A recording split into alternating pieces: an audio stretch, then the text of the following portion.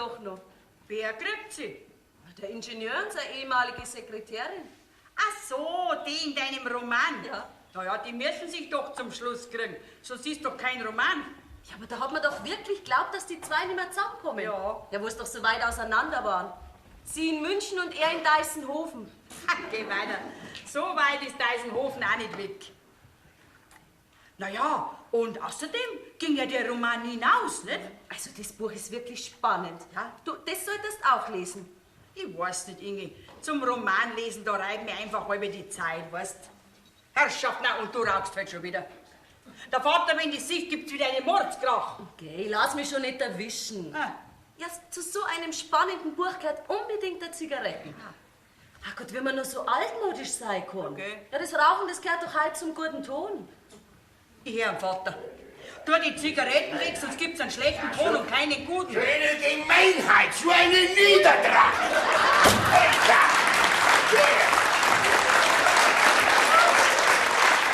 Die Wut könnt dann fressen. Und sowas nennt der Mensch Sommerfrischen. So ein hinterkünftiger Base, den wenn ich erwisch, den dreh ich durch meinen Fleischwolf durch. No, tu doch nicht gar so schön. Das ist aber auch. Da muss ich ja die Wut fressen. Ich möchte sehen einen anderen an meiner Stelle. Ja, was ist denn geschehen? Lass Ja, uns was doch mit ist jedes Wort rausziehen. Rausziehen lassen wir gar nichts. Merkt ihr das, gell? Ich brauch's ja nicht zu wissen, wenn's das nicht gern sagst. Na ja, du weißt doch, dass ich jeden Tag zum Fischen gehe, weil mir der Doktor gesagt hat, ich soll Sport betreiben. Ne? Also, sitze ich jeden Tag beim Fischen 2 Stunden am selben Fleck. Ne? Wegen der Verdauung. Was? Bring mich doch nicht raus. Also, wie gesagt, ich gehe jeden Tag 2 Stunden zum Fischen. Aber erwischt hast du nix. Das hat doch mit der Verdauung nichts zu tun. Ich gehe zum Sport. Fisch kann ich mir kaufen, so viel ich will. Ich hab's ja. Jesus, nein, das ist doch alles kein Grund, dass du so aus dem Heisen bist. Das kommt ja erst. Ich darf gar nicht dran denken, sonst trifft mich der Schlag. Papa, jetzt mach's halt nicht so spannend. Du bist still, wenn du reden willst, gell? Also pass auf. Ja. Heute pass auf. Also stell dir vor, jeden Tag sitze ich an meinem Fleck dort. Ja. Die Sonne kommt immer höher, scheint natürlich auf diesen Fleck hin. Und wenn es immer heißer wird, was entsteht daraus? Durst. Du sagst es, jawohl, genau. Also ich kriege einen furchtbaren Durst, denke mir, gehst zum Wirt rüber und kaufst dir was. Ne? Also meine Angelzeit, die lege ich auf den Boden, die Angel war ausgeworfen, ich lege einen Stein auf die Angel, damit die Angel nicht davon kann. Ne? Und ich mache es ja jeden Tag so. Ne? So, du saufst jeden Tag am Aus. Ja, was? Na ja. Also, und da bin ich los, rüber zum Wirt, um mir ein Bier zu holen. Wie ich zurückkomme, was sehe ich? Der Schwimmer ist unter Wasser. Ich denke mir, hat doch so ein kleines, nettes Fischerl angebissen. Ja, mein. Vorsichtig ziehe ich die Angel raus. Weißt du, was dran kommt? Na. Ein Bismarck-Hering ohne Kopf. Und ein Zettel, da ist drauf gestanden, Petri Heil. Ja. Jetzt seid ihr dran. Den hat da bestimmt einer hingehängt. Ja, Frage, was der tote Fisch hat angebissen. Am meisten habe ich mich geärgert über die Leute, die da rumgestanden sind. Die haben doch gesehen, wie der Hundling den Bismarck-Hering an meine Angel hingekriegt hat. Ne? Naja, die Leute die haben natürlich gelacht. So hinterfotzig. Ne? Ich hätte am liebsten an ihnen die Gurgel umdreht, aber ich darf ja nicht. Ne? Ja, du, was hast du dann gemacht? Ja, was werde ich gemacht? Und den Fisch habe ich in den See geschmissen, hab meinen Klump gepackt und bin gegangen. Hab den, wenn ich erwischt, der das gemacht hat, dass ich zum Gespött von den Leuten geworden bin, mein Lieber. Ja, ob du den rauskriegst. Ich brauche nicht lang rauskriegen, ich weiß schon, wer das war. Das war der Maler, der unter uns wohnt. Der ist hinreichend verdächtig. Was, der Herr Ferber? Ja. Woher weißt denn du denn seinen Namen? Von unserer Wirtin? Du hast von seinem Notnickel keinen Namen zu wissen. Aber geh, das ist doch so ein netter Mensch. Das ist freilich ein netter Mensch. Den ganzen Tag lasst er seinen Grammophonkasten laufen, ne? Geh, das ist doch ein Tonband. Was ist das? Ein Tonband. Hast du das gesehen? Das kennt man doch. Der Vater doch nicht. Ein Tonband kennt man doch von einem Plattenspieler weg. Ich nicht. Haben wir schon. Was? Also ganz egal, auf jeden Tag diesen Saukasten. Voll mit Musik, laut, das ist ja nicht zum Aushalten. Ja, mei, er liebt halt die Musik. Alle guten Menschen lieben die Musik. Nur die Bösen haben keine Lieder. Okay. Wenn du da mich meinen sollst, dann lass dich nicht aus, gell? Ach, ist aber wahr. Ich kann einfach nicht verstehen, dass man sich über so ein Tonband so aufregen kann. Er hat's doch so leise eingestellt, dass wir da herin überhaupt nichts hören. Oder hörst du was? Nicht da. Draußen im Gang hört man's ganz deutlich. Auch nicht. Wenn man mit dem Ohr an seiner Zimmertür horcht, dann hört man es. Papa, Was? wer horcht denn an einer fremden Zimmertür? Ja, ich sehe das nicht ein, dass ein Mensch den ganzen Tag seinen Grammophon, oder wie das heißt, laufen lässt, diese Musik. Aber ich habe mich bei der Hauswirtin beschwert. Ja. Weißt du, was die gesagt hat? Was hast du gesagt? Na, ziehen Sie halt aus. Jawohl, ich sei sowieso ein störrischer Kurgast. Hat's gesagt. Ziehen Sie halt aus. Und ich gesagt, was, ich ausziehen? Sagt er freilich, der andere ist ja auch nur Kurgast, oder? Ja, siehst du das? Wenn man so unduldsam ist, macht man sich nur unbeliebt. Ja, was? Du, wenn du sowas magst, dann glaub ich's freilich, Was glaubst du freilich? dass er dir auch was antut, wenn du so boshaft bist. Der Herr Maler hat da gar nichts getan. Der geht dich überhaupt nichts an. So, das hätten wir wieder. Ja, auf das habe ich gewartet, dass du das sagst. Auf was denn? So, das hätten wir wieder. Mein Gott, das stimmt doch einer. Wer ist doch wohl noch sagen dürfen? Das nicht? sagst du am Tag 50 Mal. Das sag ich immer, wenn ich mit irgendwas fertig bin. Was soll ich denn sonst sagen? Irgendwas, bloß nicht das. Immer wenn ich das höre, dann könnte ich, meine ich beiß auf einen Zahnnerv. Okay, seit wann hat denn der Papa Nerven? Hast du was dagegen? Ich sag ja nichts. Auch wenn du nichts sagst, bist du schon boshaft. Freilich, ich bin ja auch deine Tochter. Aber nur der Abstammung nach. Innerlich bist du weit von mir entfernt. Da graust du ganz deine Mutter nach. Die hat es auch nicht, die hat mir nicht folgen können auf der Leiter des Erfolges.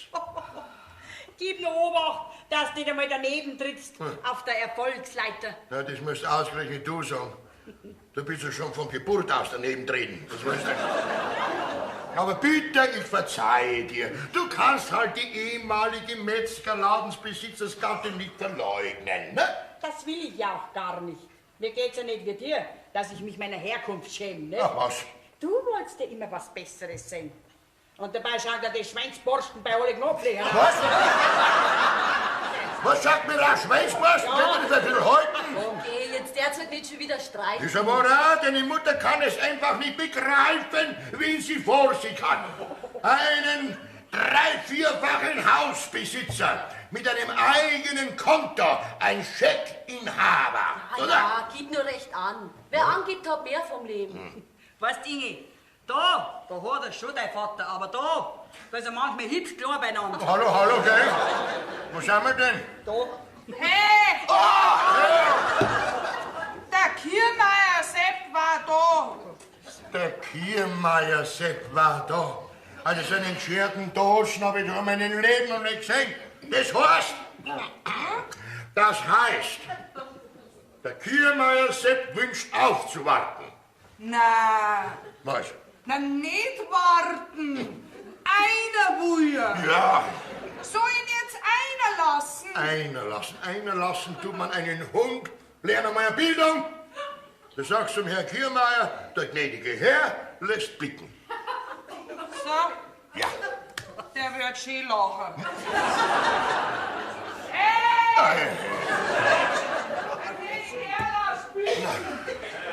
Ich meine, ich werde nie eine Bildung lernen. Glaubst du das nicht? Naja. Wo ist er denn? Sorry, ich hab's gesagt. Ja, was ist Die sind ein bisschen schlecht. Ja, grüß dich Gott. Es freut mich, dass du Wort gehalten hast und hast mich besucht. Ja, allerweise, das ist doch klar. So darf ich dir vorstellen, das ist meine liebe Gattin. Ja? Ja. Grüß Gott. Grüß Gott, Herr Kiermeier. Das ist meine Tochter, die Inge. Was Gott, Herr Kiermeier? Und das ist der Herr Kiermeier, meine bleibstimme Bekanntschaft. Habe ich ja schon einiges erzählt von ihm. Weil wir zwei haben uns gesehen und kennt und gefunden. Ja, freilich, gleich und gleich gesellt sich So gern, ist gell? es, ja. So ist es, besonders im Preisstübel. Ja. Inge, Wir lassen die Herren allein. Ja. Ja, was, du bleibst doch da, ich will euch doch nicht vertreiben. Na, sie vertreiben uns nicht. Aber man hat ja schließlich auch noch eine Arbeit, ne? Was, eine Arbeit? Geh in der Sommerfrischen, da arbeitet man doch nicht. Ja, wissen Sie, wir haben unseren Haushalt daraus verlegt. Ja. Ach so, ihr kocht euch selber. Ja, wir haben es nicht im Wirtshaus essen. Und besonders mein Herr Gemahl nicht. Ja. Ja, das glaube ich, dass der Xari ein ganz ausgestochener ist. Ein richtiger Feinschmecker. gell? Wir haben den ganzen ersten Stock gemietet. Ja. Wir sind ja den ganzen Sommer doch heraus. Ach so, ja. Bei dir ist es ja wurscht, wo du dein Geld verbrauchst. So ne? ist es. Ja, da suchst du halt ein schönes Platz raus, Ja. da die auch an deiner steht. Ja. Also, unterhaltet euch recht gut. Ja, ist recht. Und wenn's was braucht, dann wird sich der Xaver schon melden. Ist schon gut, ja. Du, 2 Flaschen Bier kannst du uns rausschicken, gell? Husch, husch, in den Busch. Die bringt euch dann die Inge aus dem Busch. Ja, gib. Also, ich muss schon sagen, Sari, ein Leben hast du wie Gott in Frankreich. Ja. Leben tust das wie ein Fürst, verstehst du das? Na ja. Geld hast genügend Ja. und ein paar saubere Weiberleute um dich rum. Was? Eine Schiene wie die andere. Ja, also meine Augen kannst du ausklammern von der Schönheit. Alter, das ist doch ganz geh weiter. recht. Komm, das ist der Wir Herr. werden doch auch nicht schöner, oder? Na ja, freilich, das nicht. Lala, zum Wohlsein. Ah ja, das ist ein Bierlich. Schmal, du liebst. No. Ja. So, da ist der Herr. Ja, Herr, ist das Bin ich der so der frei? Bierli. Okay. Du, sag einmal. Ja. Magst du Virginia? Ein Vecina? Ja. Ah, da sag ich natürlich nicht, Ja, ne? natürlich habe ich doch euch da. Da ist der Herr. Da sucht eine raus. Aber dann bin ich halt so frei. Den Aschenbecher haben wir auch. Einen Aschenbecher hast du, ne? Ja, da ist der Herr. Da ist ja alles da bei dir, gell? So, Eine Feier Feuer, da habe ich auch. hast du? Aber rauchen tust du dann schon selber, oder? Ja, freilich, wenn du so gut. sind, gern. So, da lang. So. Jetzt. Dank dir recht an ihr. Na, trinken wir gleich einmal. Ja, das war eine Idee. Los, Xari. Also nachher, Prost. So ist das Leben, du alte Fischhaut. Ja.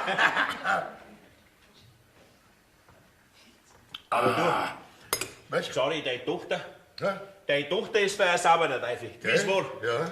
Hat schon Hochzeit, ne? Na. So pressiert's ja nicht, ne? Ja, du hast recht. Das glaube ich, die kann sich Zeit lassen. Ja. Die braucht bloß die Finger ausstrecken und schon hängt überall einer dran, gell? Ja, aber da bin ich schon dahinter, dass das zumindest ein ganz rarer ist, ne? Ja, da hast du auch recht. Ja. Also, trinken wir wieder. Also nachher, Prost, Prost. Johnny. Schwärmen wir's runter, oder wie die Norddeutschen sagen, schweiben wir es hinunter.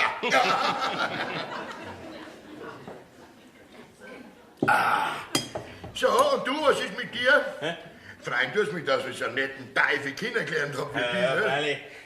Drum haben wir uns auch gleich so gut verstanden, verstehst du? Freilich. Wir sind halt noch vom alten Schlag. Ja. Geh, was willst du mit der heutigen Jugend? Schaust du an, die Zigarettenbürscherl und die Disco-Freaks, Ja, oder? ja. Mensch, da sind wir halt mir noch Kerle. Was? Ja, freilich. Der Herz habe ich einen Fehler gemacht. Na ja, das macht er nicht. Jetzt ziehst du das halt nochmal an, da ist der Herr. Ja. Was ist eigentlich? Treibst du eigentlich den Viehhandel? Machst du den noch? Ein Viehhandel, ja, freilich. Aber es ist halt nichts mehr los. Ja. Mei, wenn ich da zurückdenke am Früheren. Du, da war ich bekannt als Schmuser, weit und breit. Ja. Herrschaftszeiten, was hab ich Vieh verhandelt? Ja. Was hab ich Hochzeiten gestiftet? Was hab ich Bauernhäuser verschäbert? So. Ja, wenn halt einer was kaufen wollte oder verkaufen wollte, der Seppi, der hat's hergebracht. Aber heute ist halt nichts mehr los. Heute hat der Viehhandler ausdient, als wird Rost von der Postkutschen. Macht er nichts draus? Trinken wir nochmal drauf, Seppi. Ja, hast recht, schau mal so. Prost. Prost, sorry. Du, sorry, Ja, ich sag dir bloß so viel. was denn? Wenn's du einmal was brauchen darfst von mir, ich bin schon da beim Dasein, gell? Ja, komm, man weiß ja nie, was Man weiß nie. Nein. Hast du eigentlich schon einen Hochzeiter für deine Tochter? Hast du schon was im Sinn? So Nein, warum fragst du da? Ja, weil mir da gerade im Moment jetzt zufällig was einfällt. Ja, Aber vielleicht ist es auch bloß eine Dummheit. na lass halt einmal raus, wenn es auch eine Dummheit ist, ne? Hast jetzt du schon mal was vom Baron Frankenberg gehört? Wie was? Frankenberg? Ja. Na, Frankenberg kenne ich gar nicht. Ja? Im Niederbayerischen haben sie einen Stammschloss Da drin. komme ich ganz selten runter. Kommst nicht runter. Ja, richtig Schloss und viel Grund dabei. Ja. Aber da schaut es halt besser aus. Aber wenn ich bald was Geschichte, glaube ich, können sie es nicht mehr lange da halten. Meinst Erst vor kurzem war ich wieder drunten. Ja. Ja, da haben wir mit dem alten Baron unterhalten. Weißt du, ist ein Alter da und ein Junge. Aha. Der Junge, der war jetzt gerade so heiratsfähig. Dann haben wir mit dem Alten unterhalten. Weiberleute ist eigentlich keins im Haus, fällt mir gerade ein. Ja, so eine alte Wirtschafterin halt. Und der Alte hat mir sein Herz ausgeschüttet und sein Leid geklagt. Sagt der Seppi, wir brauchen halt eine Frau, die so viel mitbringt, dass wir uns wieder gesund machen könnten. Sonst geht's in Grom rein. Sagt der Herrgott Seppi, du kommst doch weißt Gott wie weit rum. Weißt denn du nichts Passendes? Dass wir wieder uns gesund machen könnten, verstehst du das? Ich sage, das müssen halt ein Adlige sein, nicht? Ja, und zu solchen Leuten habe ich überhaupt keine Verbindung. Nein, sagt er, adlig muss nicht sein. Ein Geld muss haben. Ja, freilich, wenn mein Sohn heiratet, dann wird sie ja adlig, wird sie Frau Baronin. Ja, eben. Da bist mir jetzt du eingefallen. Ja, deine Tochter, die war doch geschaffen für eine Baronin. Fest ist sie noch Geld hat, nicht? Ja, da weißt du jetzt ein Geld, mein Lieber. Was? Ein Mietshaus und ein Bankkonto, das, was sich gewaschen hat. Na also, das war doch was für den alten Baron. Du, und deine Tochter, die kannte man direkt vorstellen als Schlossherrin. Seppi. Was? Meine Tochter, Frau Baronin. Also du, ich will dir was sagen, das, wenn du fertig bringen würdest, ich mein, das darf mir viel was kosten lassen, gell? Nein, Schmarrn, Seppi, Was? nix. Das mache ich aus Freundschaft. Das ist ja. Ja, da verlange ich nichts. Na, das ist ja. Nur meine Unkosten halt. Unkosten? Ja, wie hoch waren denn die Unkosten? Ja, ich hab halt so an 2000 Mark Ding. Ja, das geht gerade. Ja, und wenn's dir recht ist, dann rede ich noch mal mit dem Das Baron. war mir am liebsten, wenn du so schnell wie möglich reden tätst. So schnell wie möglich. Ja, natürlich. Wenn's du willst, ich kann gleich morgen fahren. Morgen war ganz gut. War gut? Da kommt uns keiner dazwischen, merkst Ah, da hast du recht. Xari, du? Was? Prost auf ein gutes Gelingen. Ja, das sagt man. Weißt du was? Dann fahre ich gleich morgen mit dem ersten Zug. Mach das, Baby. Und wenn die Geschichte in Ordnung ist, komme ich wieder und sag dir Bescheid. Ja, lass nicht ausschauen, dass alles klappt, gell? Sowieso. Ja. Schade, Vierte Gott. und danke dir recht schön für deine Gastfreundschaft. Ja, gell? ist es gut, ja. Also, Also, dann schauen machst du wir das gleich mit 40 Gott. Das wäre meine Tochter. Eine Baronin. Eine Frau Baronin. Das war was, Herrgott. Das, wenn möglich sein könnte. Warum soll das nicht möglich sein? Wir haben's ja, oder? Das hilft mir wieder. Das ist mir abgegangen dann, gell? Was denn? Ist der Spezi schon fort? Ja. Hat sie aber schnell wieder verzogen, Er ha? hat was zu erledigen für uns. So. Verstehst? Für uns. Für uns? Ja, aber das geht ja vorläufig eigentlich noch nicht an, gell? Ja, du, der wird doch nicht wieder mit dem Viehhandeln anfangen, oder? Nein, wir handeln jetzt mit was ganz anderem. Wir handeln jetzt mit Baronen.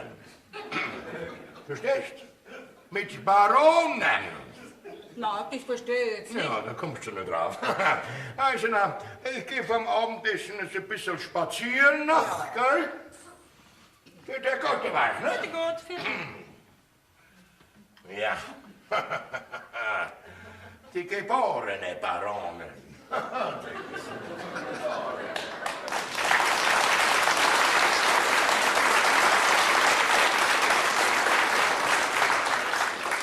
Sag einmal, was hat jetzt der Vater?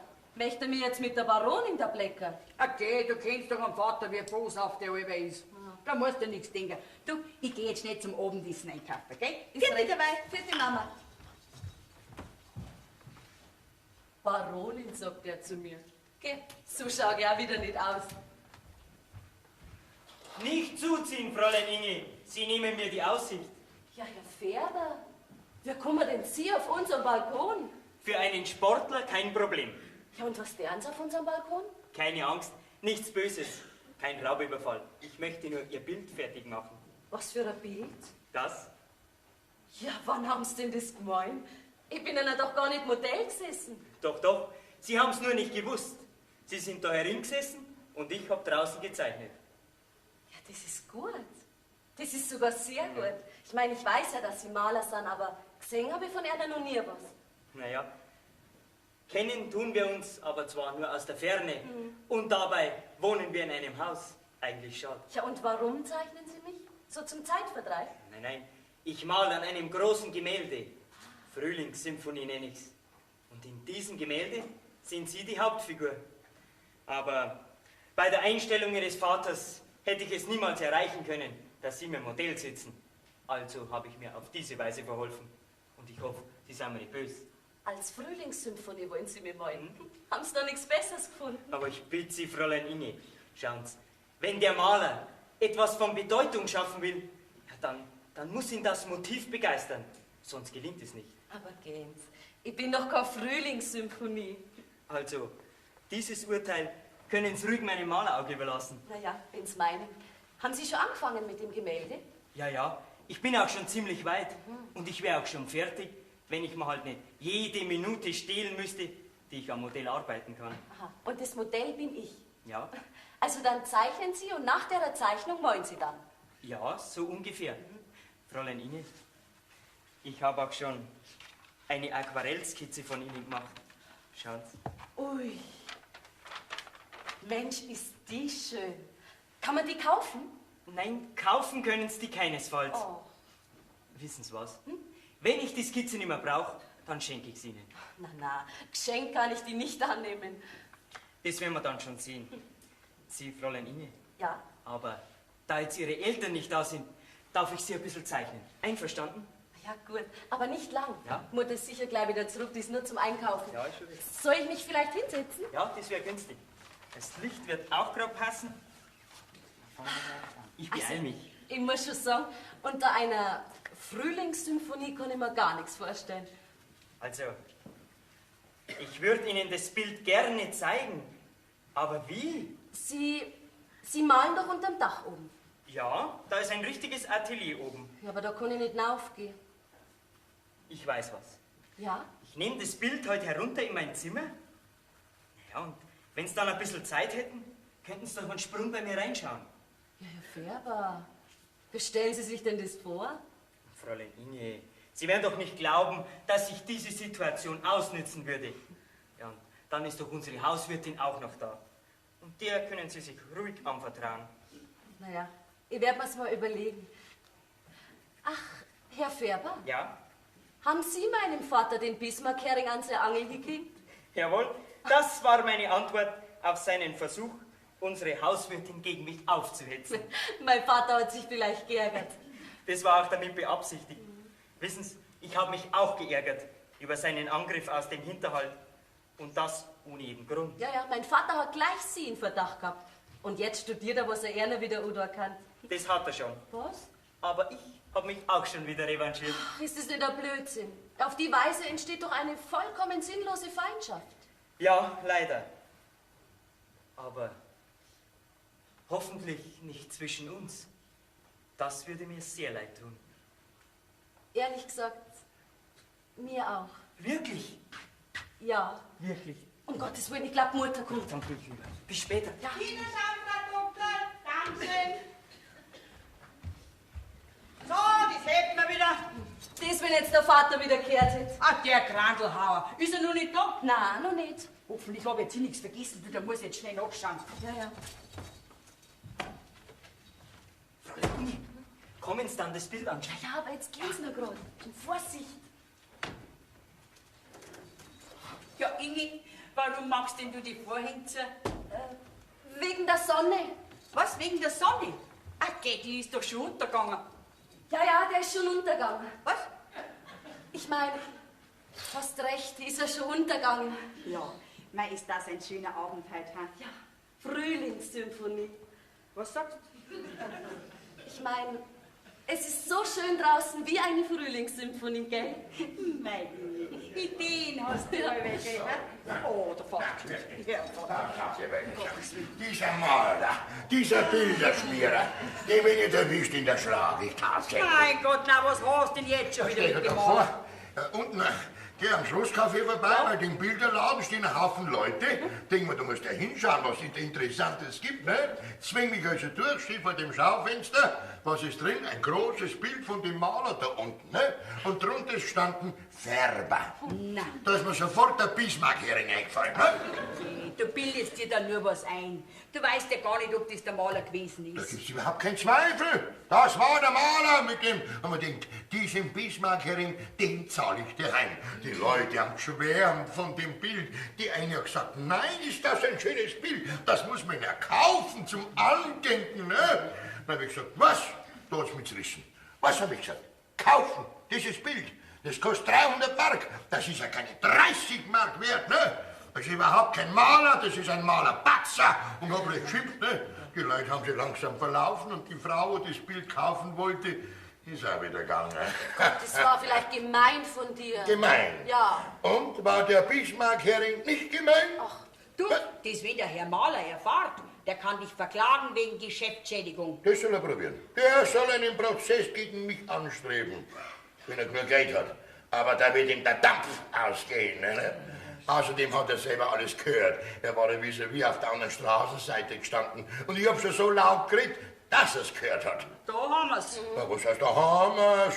Ich kann meine Meinung äußern, wie ich will. Wir haben Redefreiheit, gell? Ja, und was hat dann der Maler gemacht? Hat er nichts gesagt? Gar nichts, gar nichts. Der ist in den Laden gegangen, wie ich weggegangen bin. Ich bin spazieren gegangen, wie ich zurückgekommen bin. Haben wir gedacht, jetzt schaue ich nach, ob das Bild noch drin ist. Und, was noch drin? Das nicht, aber ein anderes. Eines von mir. Nein. Ja. Stell dir vor, von mir. Schau aus wie der Kasperl mit einem Seppi-Hut, wie die Preußen sagen, ne? Jawohl, ein Original ist drunter gestanden. Und das Original meinst bist du? Na, gar kein Zweifel. Ja, das geht ja jetzt Kind, dass ich das bin. Die Leute sind ja wieder alle durchgestanden und haben gleich gesagt, oh, da kommt ja das Original, ne? Muss ich mit so einem Spät machen lassen von so einem Hungerleider, dem der Hunger aus die Augen ausschaut, ne? Bist doch selber schuld. Warum hast du denn sein Bild verächtlich gemacht? Er lässt sich heute nichts gefallen. Und du zeigst immer den Kürzeren. Na, das werden wir doch sehen, wer den längeren Arm hat. Mir scheint's, er hat die besseren Einfälle. Und mir scheint, du hilfst zu ihm, ha? Ja, Hey, du, lass dich ja nicht erwischen, sonst passiert was. was willst du dann jetzt tun? Ich hab schon was getan. So? Ein Mann mit meinem Hintergrund lässt sich die Keule nicht scheu machen, gell? Bringt einer in den Laden. Zu der Frau. Aber die hilft zu dem Maler, die hilft zu dem Maler. Hab ich gesagt, ich verbiete mir, dass dieses Bild von mir ausgestellt wird. Okay, das kannst du doch gar nicht verbieten. Ja, das hat die alte Beißzange auch gesagt. Na, sag ich, was? Ich muss mich zum Spät von den Leuten machen lassen? Mich da ausstellen lassen als Hans Kasperl? Dann hat sie gesagt, nein, das wird ausgestellt, als Original. Und dann bin ich bei ihr geworden. Mein Lieber. Aber es war umsonst. Diese Beißzange hilft zu dem Maler. Das wundert mich überhaupt nicht. Schließlich ist sie Kunsthändlerin und hält zu den Künstlern. Künstler, das will ich schon her. Ich möchte nur wissen, wann mich der gemahlen hat. Bin doch dem nie Modell gestanden, oder? Tja, Meier, es gibt eben Maler, die sind so begabt, wenn die ein Modell einmal gesehen haben, malen sie es aus dem Gedächtnis. Was? Ja, du, ist jetzt das Bild noch drin im Schaufenster? Nein, das ist nicht mehr drin, Wieso? weil ich es gekauft habe.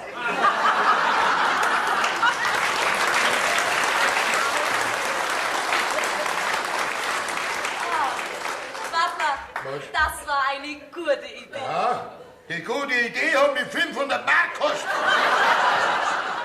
So ein Porträt ist eben teuer. Aber wenn das so gut ist, könnte man es doch daheim aufhängen, im Wohnzimmer.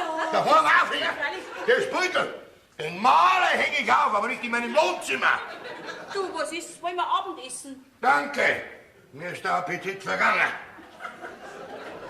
Ich koche jetzt einmal einen Tee. Der Vater, der trinkt sowieso ein Bier, gell? Ist recht, Mama. Ach, der Vater spinnt was zusammen. Naja. Fräulein Inge, Sie sind Herr Färber. Sie wollen sicher wieder zeichnen. Aber das geht jetzt nicht. Mutter ist nämlich nur in der Küche draußen. ja, ich weiß, sie kocht Tee. Ach, Ich will auch jetzt gar nicht zeichnen. Ich wollte Ihnen nur sagen, dass ich das Gemälde, die Frühlingssymphonie, in meinem Zimmer habe. Ja, und wenn Sie einen Moment Zeit hätten, könnten Sie doch meine Arbeit beurteilen. Herr Färber, Ja. wann haben denn Sie meinen Vater gemalt? Das war vorige Woche, auch vom Balkon aus.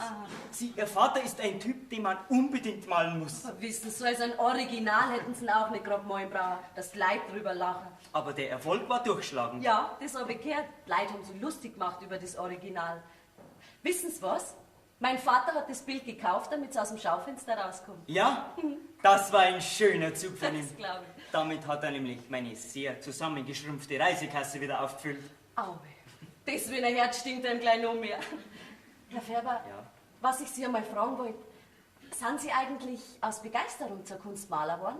Ja, das bin ich. Ja, aber leider habe ich als Maler noch keinen Namen. Und wer kauft schon Bilder von einem Maler, den kein Mensch kennt? Ja. Niemand. Das heißt, kaufen schon, wenn sie schön und vor allen Dingen billig sind. Ja, da haben Sie auch wieder recht. Ja, dann müssen Sie halt jetzt schauen, dass Sie einen Namen kriegen. Ja, natürlich. Ja, aber dazu braucht man Glück. Viel Glück. Aber leben können schon von Ihrer Malerei. Es geht. So manches Bild muss ich halt für Butterbrot verkaufen. Ach, Sie bräuchten halt eine Frau, die so viel mitbringt, dass Sie sorglos leben könnten, bis Sie einen Namen haben. Oder wollen Sie nicht heiraten? Ja, doch. Aber bestimmt nicht wegen dem Geld. Also, wenn es mal soweit ist, dann muss das Geld so viel langen, dass ich meine Familie selber ernähren kann. Ja, wenn aber jetzt die Frau, die Sie gern haben könnten, zufällig Geld hätte, wäre das dann ein Ehehindernis? Schauen Sie, Fräulein Inge, ich weiß doch gar nicht, ob mich ein Mädel, ob arm oder reich, überhaupt haben möchte. Und in der Beziehung habe ich noch gar keine Erfahrung gemacht. Warum sollten Sie keine haben wollen? Sie haben sich heute noch nie um ein Mädel bemüht? Richtig, dafür habe ich auch noch gar keine Zeit gehabt. Mein Leben war bisher ausgefüllt mit Lernen und Arbeiten. Wie müsste jetzt eine Frau ausschauen, die Sie gern haben könnten? Die müsste so ausschauen, Ja? dass ich sie als Frühlingssymphonie malen möchte. Jetzt habe ich heute Ihr Mutter kommt. vergessen, der Make-up von einem T-Shirt. Nein, die Dame. So, das hätten wir wieder.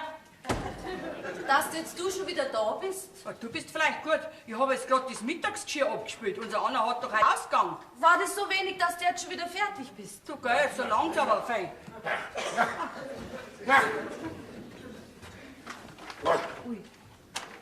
Na, mir scheint, deine Laune ist noch nicht besser. Das kann man nicht sagen.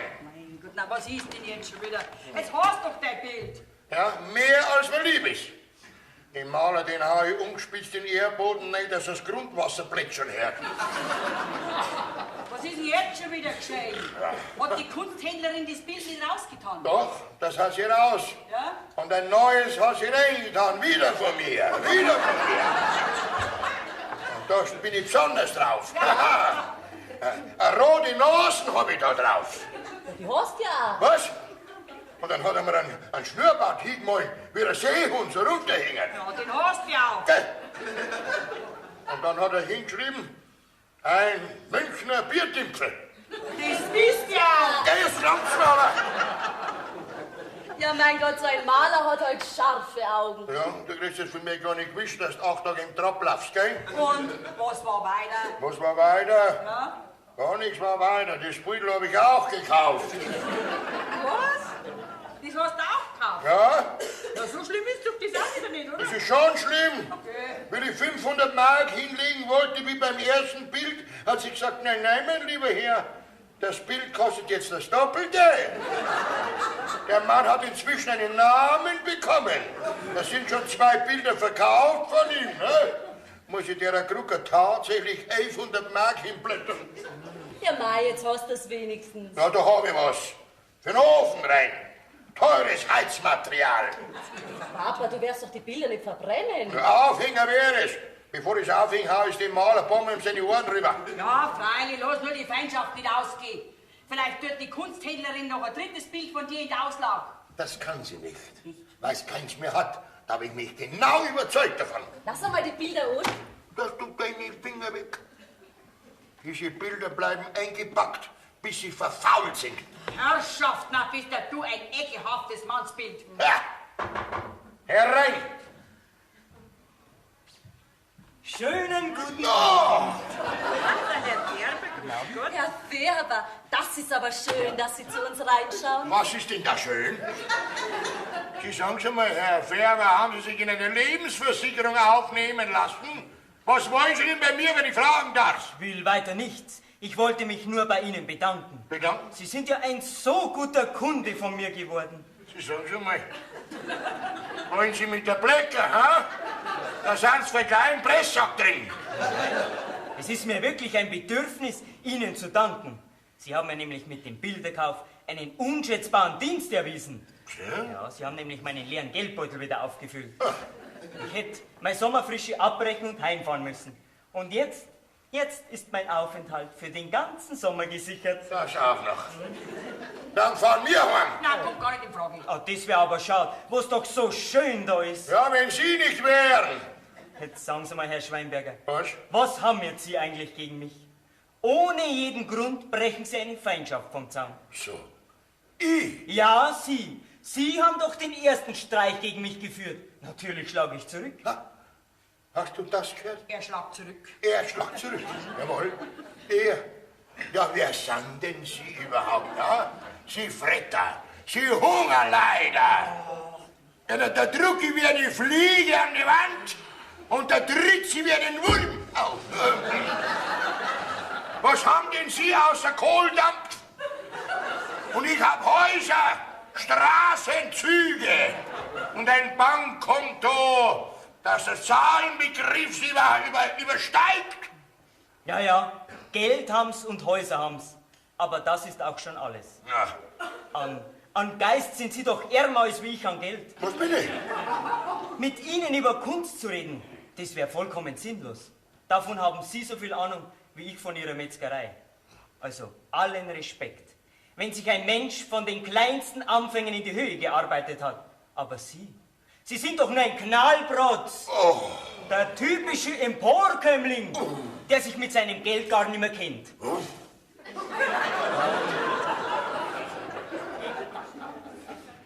Das reicht mir aber. Jetzt red ich. Oha. Aus reiner Angeberei haben Sie Ihre Bosheiten gegen mich angefangen. Aber ich fürchte Sie nicht mit all Ihrem Geld. Sie haben einen Krieg gegen mich angefangen. Gut, ich bin dafür bereit. Führen wir diesen Kampf durch, bis einer auf der Strecke bleibt. Ich empfehle mich. So, das hätten wir wieder. Ist denn wieder mein Roman? Ach, da liegt er ja. Hallo, grüß Gott, Fräulein Inge. Ach, Herr Färber. Ich habe gesehen, dass Sie allein sind und da wollte ich die Gelegenheit benutzen. Hier setzen wir uns noch einen Moment. Das Ja. ist gemütlicher. Ich wollte Sie eigentlich nur fragen, wie Ihnen das Gemälde, die Frühlingssymphonie, gefallen hat. Sie waren ja so schnell aus meinem Zimmer verschwunden, dass ich gar nicht zum Fragen gekommen bin. Okay, ich hab mich doch nicht in Ihrem Zimmer aufhalten können. Was wird denn da die Hauswirtin sagen? Ja, ich weiß, aber ich bin so gespannt auf Ihr Urteil. Also, mir gefällt das Bild sehr gut. Ehrlich? Ja, aber mich haben schon stark idealisiert. So schön bin ich nicht, wie Sie mich gemalt haben. Dieses Urteil können Sie ruhig mir überlassen. Ich bin schon zufrieden, wenn Ihnen das Bild gefallen hat. Und dafür sollten Sie auch belohnt werden. Hier, bitte. Gehört das mir? Ja? Ja, brauchst du das nimmer? Nein, das Gemälde ist fertig und bereits unterwegs nach München. Ach, da waren es aber die letzten Tage Ja. fleißig. Meinst du, das ist schön. Da haben sie mir ganz eine große Freude gemacht damit. Aber umsonst kann ich das nicht annehmen. Also, wenn Sie mir Geld geben wollen, nehme ich die Skizze gleich wieder mit. Nein, die kriegst du schon immer. Ja, aber wenn sie kein Geld wollen, weiß ich nicht, was ihr ihnen sonst geben könnt. Ich schon? Ach, Sie wollen ein Puzzle, stimmt's? Bitte, bedienen Sie sich. Inge, das hätte ich ja gar nicht geglaubt, dass du mich magst. Okay, ich mag die schon lange, ich hab mir nur nichts anmerken lassen. Ja, und was werden deine Eltern sagen, wenn sie erfahren, dass wir zwei uns gern haben? Ja, da wird's einen bösen Sturm geben. Naja, die Mutter fürchte ich nicht, die bringe ich schon auf unsere Seite.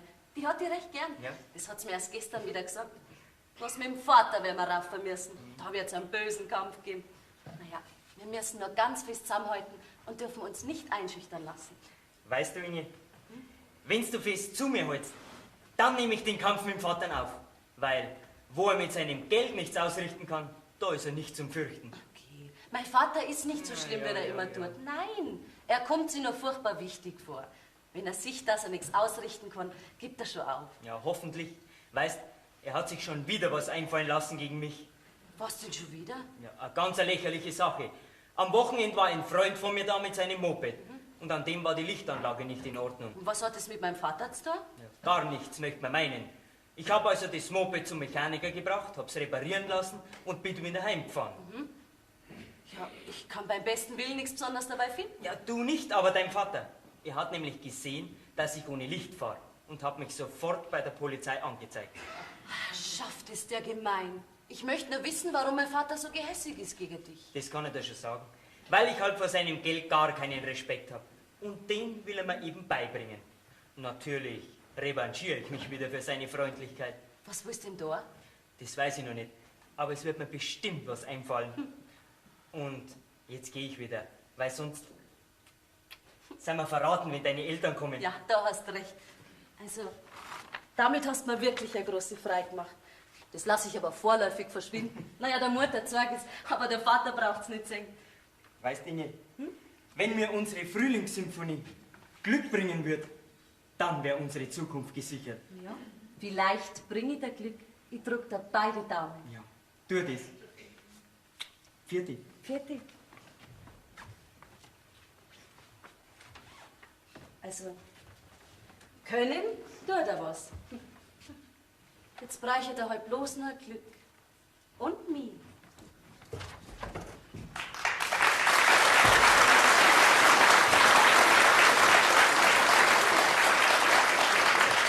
Oh, das hätten wir wieder. Inge! Ja, Mama? Du, Inge, war jemand da? Na? Hoffentlich habe ich nicht wieder was vergessen. Du, sag mal, ist der Vater noch nicht heimgekommen, hä? Nein, noch nicht. Nicht? Ist er wieder mit einem rechten Grand fortgegangen? Na, er war eigentlich recht gut aufgelegt heute. Okay. Vielleicht ist ihm wieder recht was Hinterkünftiges gegen die Maler eingefallen. Mir ist sein Humor sehr verdächtig vorgekommen. Mama, kann er den Blödsinn jetzt gar nicht sein lassen. Er zieht ja so den Kürzeren. Der Maler ist viel schlauer wie der Papa. Da kann man nichts machen. Der wird von selber aufgeben, wenn er sieht, also nichts aufsteckt dabei. Du. Aber der Herr Maler, das ist wirklich ein sehr netter Mensch. Okay? Ja. Von Tag zu Tag wird mir der sympathischer. Ja, mir auch. Inge! Um Gottes Willen! Das klingt aber feierlich schwärmerisch. Nein, lass dir aber überhaupt nichts einfallen. Der Vater, wenn das erfährt, der erschrocken soll jetzt zwei. Ja. Was ich sagen wollte, war der Kiermeier Sepp nicht da? Na, bis jetzt noch nicht. Ja, du, ist denn der nicht verreist? Ja, der ist wieder zurück, ja. Ich hab ihn schon laufen sehen. Ich hab ihn bloß nicht schreien können, weil er so weit weg war, ne? Was mit deiner Stimme? Ja, du nicht frech werden, gell? Hätte er dir was besorgen müssen, was Gaslauf im Warz? Er hat was besorgt für uns. Jawohl, für uns hat er was besorgt, aber das geht euch vorläufig noch gar nichts an. Ja, da war ich aber recht neugierig. Ja, neugierig kannst du ruhig sein. Ja. Bloß sagen tue ich das nicht. Du wirst auf alle Fälle Augen machen. Also, ich weiß nicht. Was? Irgendwie kommst mir du heute so komisch lustig vor. Ja, das bin ich auch. Den Malerpatzer, den habe ich wieder eine hingehauen. Dass ihm's Hören und Sehen vergeht. Ja. Hey! Der Kiermeier Sepp war wieder da. Ja, wo der Kiermeier Sepp. Lerne mal Bildung, du Doschen. Hau ab. Lass mir rein, ich habe eine sehr wichtige Unterredung mit dem Kiermeier Sepp. Ne? So, und das dürfen wir nicht hören. Interessiert uns auch gar nicht. Das wird euch noch mal sehr interessieren. Ja. Gute Unterhaltung. Haut's ab jetzt mal. Johnny, grüß dich, da bin ich wieder. Aber Ja, grüß dich, Gott sei Dank. Und? Ist alles gut abgelaufen? Gut schaut's aus, Ja, es schaut's macht sich, es macht sich so Na, wieder. na, Ja, wenn ich das so Das war, kriege, ja. ja. Ja, schon noch. Und was hat sich getan? Ja, der Erzähl. Handel mit dem alten Baron, der ist so gut wie gemacht. Was heißt mit alt und der Junge? Der Junge, der hat doch nichts zum Reden. Was? Ah, was? Der macht das, was der Alte sagt. Ja? Ja. Ja, jetzt erzähl, ich bin ja schon so neugierig. Jetzt komm. Ja, da gibt's nicht viel zu erzählen. Also, ich bin halt dran gewesen, hab dem Baron alles expliziert, was Ja. bei dir so vorhanden ist, Ja, an ja. Häuser und da und so weiter und so natürlich. fort. Ja. Und was dein Dirndl natürlich für ein Prachtmerl ist. Sowieso. Und dass ich geschaffen war für eine Baronin. Natürlich. Und was war? Er war sofort Feuer und Flamme. Naja, Ja, und auf mich hat er gesagt, die Sache ist gemacht. doch, die Sache ist gemacht. Ja. Und wenn der Baron sagt, die Sache ist gemacht, dann ist er also dafür können. Ja, das haut ja hin. Weißt du, was er mir hat? Was möchtest du denn? Ein Bild von deiner Tochter für seinen Buben. Ein Bild von meiner Tochter. Ja, freilich. Ja, Weißt du was? Ja. Ich lasse meine Tochter malen. Das ist die Idee. Jawohl, weil Fotografie schaut nicht gut aus für einen Baron. Richtig. Aber so ein Bild in Essig und Öl, Was? das sieht doch was klein. Ja, natürlich. Das sieht doch dein Baron sofort, dass bei uns was da ist. Ne? Ja, da hast du eigentlich gar nicht so unrecht. Ja, ne? Ja, bei dir im Haus drunten, da wohnt doch so ein Kunstmaler. Was? Nein, der kommt nicht in Frage. Nein. Da, in München sind genug Maler und ums Geld macht's ja jeder. Ja, sag einmal, magst du nicht den Hausgenossen? Nein, den mag ich schon gar nicht. Ne? Nein, lieber zahle ich einen doppelten Preis. Ne? Weißt du was? Wir zwei fahren nach München. Okay, das brauchst du gar nicht. Nicht? Okay, sorry, das kann man doch alles telefonisch erledigen. Meinst? Ja, meinst, ja, selbstverständlich. Ja, jeder Maler hat doch heute ein Telefon, oder? Ja, mich nicht gesperrt ist. Ah ja, da hast du recht, ja. Weißt du was, wir gehen jetzt in die Post runter, Ja. lassen wir uns das Münchner Telefonbuch geben, Aha. suchen wir die ganzen Kunstmaler raus und rufen uns da rein auch durch. Du bist ein schlaues Kind. Na ja, da schon. Ja, gut, Das dann gehen packen wir wir. gleich runter auf Post. Ja. Du, Margot, meine Tochter, Frau Baronin, gell? Du, sag mal, Seppi, kriege ich da auch einen Adelstitel? Du, Ja? sorry, du doch nicht, bloß deine Tochter. Nee, Ach, das geht dich ist doch aber an. schon. Nicht so blöd.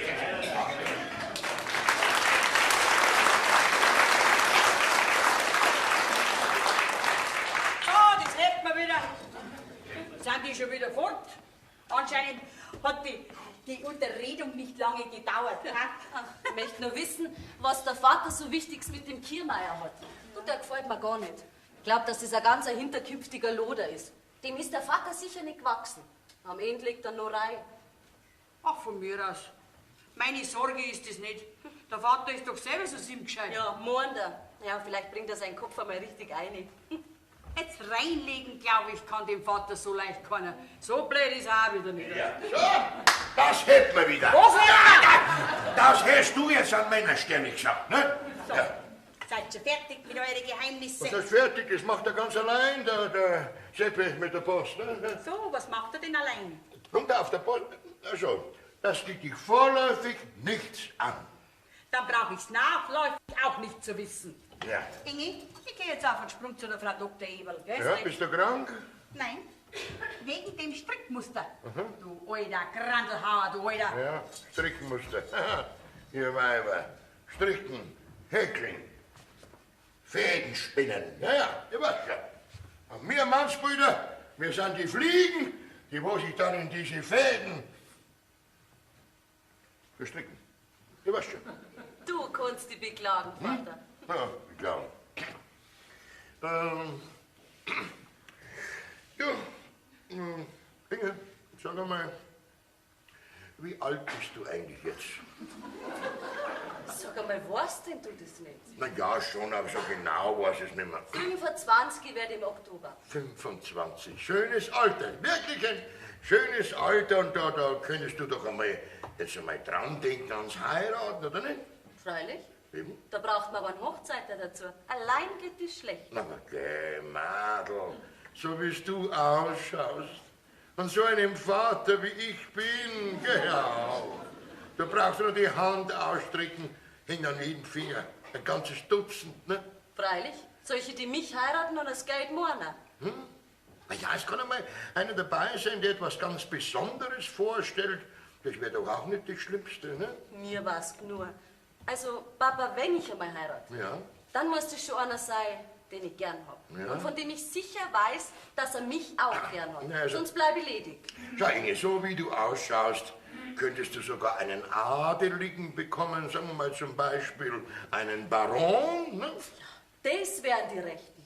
Ha, vielleicht einen, der mich heiratet, damit er sich mit unserem Geld wieder gesund machen könnte. Oder einen, der sich mit unserem Geld ein schönes Leben macht. Und wenn's Geld gar ist, könnte ich wieder gehen. Du gäbst mir vielleicht gute Ratschläge. Aber Papa, brauchst dich nicht strapazieren. Meinen zukünftigen suche ich mir schon selber raus. Da brauche ich niemand dazu. Moment einmal. Ich als dein Vater, ne, der hat doch auch schon ein bisschen was mitzureden, ne? Schließlich kommt ja das meiste von mir, ne? Du wirst doch nicht glauben, dass ich wegen dem meisten einen nimm, den ich nicht mag. Schließlich muss ich doch leben damit. Na ja, das schon, aber du bist viel zu jung, um das selbst alles zu überblicken. Und da brauchst du deine Eltern, also besonders deinen Vater, der sich darum kümmert, ne? Nein, Papa. Da brauche ich niemand dazu. Auch dich nicht. Du wirst dich noch mal wundern, wie notwendig du mich noch brauchst. Ja, herein. Grüß Gott. Jetzt kommt's Moped. Herr Schweinberger, Ja? entschuldigen Sie die Störung, Ja, aber bitte. ich sollte das Schreiben hier abgeben. Schreiben? An mich? In geweihte Sie schlecht lesen, Cognac haben wir, ich muss zum Doktor. Ich muss unbedingt zum Doktor. Polizei, Landpolizei, Moped, nein. Der Landpolizei ist es gelungen, einen Einbrecher, der im Tal sein Unwesen trieb, festzunehmen. Der gefährliche Bursche arbeitet mit einer rücksichtslosen Methode. In Häuser, die beraubt werden sollten, schmuggelt er eine Sprengstoffladung und im Trubel, den die Explosion auslöst, holt er sich dann seine Beute. Wie beobachtet wurde, hat sich der verwegene Räuber kurz vor seiner Verhaftung in ihrem Hause aufgehalten. Es besteht also die Möglichkeit, da er seine Höllenmaschine im Hause versteckt hat. Das ist ein Herz äußerst. Es empfiehlt sich daher, alle Räume des Hauses in ihrem Interesse gründlich zu untersuchen. Die selbstgebastelte Sprengladung enthält 2 hochexplosive Patronen, die mit einem Zeitzünder verbunden sind. Mit Holzwolle in einem gewöhnlichen Karton verpackt, sieht die Sprengladung aus wie ein gewöhnliches Päckchen. Es wurde eine solche Höllenmaschine im Besitze des Verhafteten gefunden. Sie werden aufgefordert, die Polizei sofort zu verständigen, wenn sich eine solche in ihrem Hause finden sollte. Landpolizei beim Kärtchen das schreiben. Und das geht doch der Hauswirtin, das geht um mich gar nichts an. Ja, ich weiß, dass das der Hauswirtin gehört, Ja? aber die ist nicht daheim. Sie, und die Sache ist doch wirklich dringend. Wir haben unten im Parterre alles abgesucht, aber wir haben nichts gefunden. So? Ja, und ich rate Ihnen auch, alles abzusuchen. Das ist zwecks der Sicherheit. Ja. Und ich muss jetzt noch die Leute im 2. Stock verständigen. Auf Wiederschauen, Herr Schweinberger. Wie Widerstand? Na, der hört sich doch alles auf. Hat die Wäsche sowas schön. Papa? Was denn? War jemand da? Ja, der Malerpatzer war da. Da unterschreiben wir den gebracht von der Polizei. Eine Unverschämtheit. Höllenmaschinen, die da reinschmuggeln in die Häuser. Sprengstoffladungen. Und sowas nennt der Mensch Sommerfrische. Gottes Willen, Zeitzünder. Ja, Zeitzünder. Höllenmaschinen. Ja, und das bei uns im Haus. Du tust gleich da herin alles absuchen. Ich schaue in der Küche und im Schlafzimmer. Und sowas nennt der Mensch Sommerfrische. Ich glaube nicht sowas. Also ob jetzt das ernst ist oder Spitzbürgerei von dem Maler gegen meinen Vater. Na, das Schreiben ist tatsächlich von der Polizei. Ja, aber da herin ist doch sowas nicht.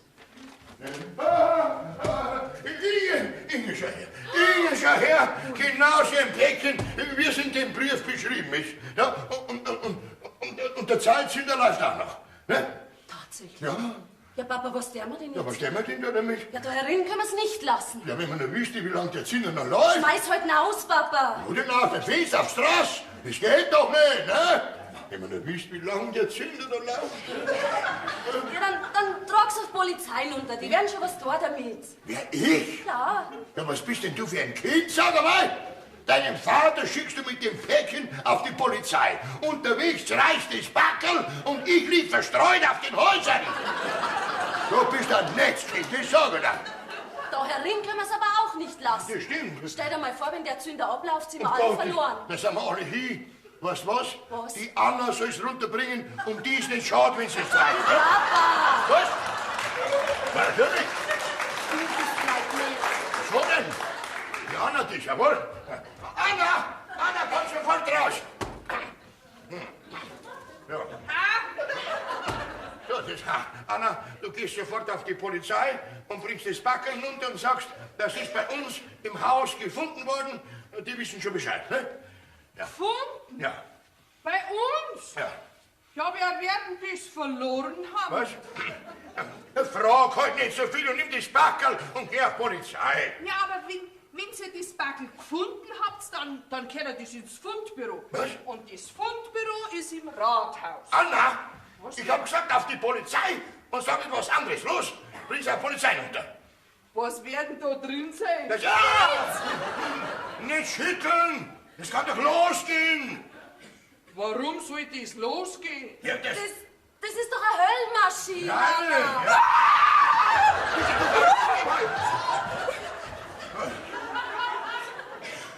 Aha! Was denn? Mich schickst du dann runter auf die Polizei, damit's mich zerreißt? Weißt du was? Was denn? Dich zeig ich an. Jawohl, wegen Jungfrau-Mörderei zeig ich dich an. Sag mal nochmal. Papa, Da bin ich. Was ist? jetzt tickt's nimmer. Was? Es tickst immer? Das reißt es. Das reißt es. Das reißt es.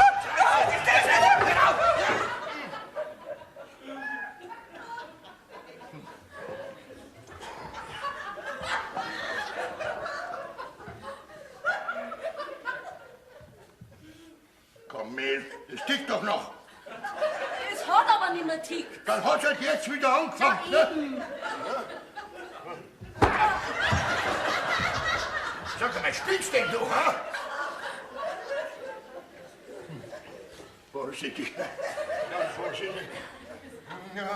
Ja, was nehmen wir denn jetzt mit dem Teufelsbackel? Auf Polizei. Du musst sofort auf Polizei packen. Aber ich trag das Mordinstrument nicht runter, das sage ich dir gleich. Jetzt tickt's nicht mehr. Was?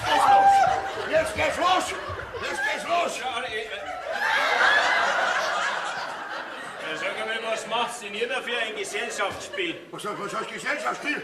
Hier, da, vor dir da auf dem Boden. Da liegt eine Höllenmaschine.